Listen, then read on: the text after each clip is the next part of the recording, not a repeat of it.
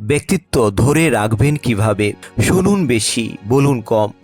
মজার থলে হলেও মিথ্যা বলবেন না। কথা দিলে কথা রাখার চেষ্টা করুন। নিজে ভুল করলে তর্ক না করে সরি বলুন। তাড়াহুড়া করে কথা না বলে আস্তে ধীরে কথা বলুন। যা জানেন না তা নিয়ে কথা বলতে যাবেন না।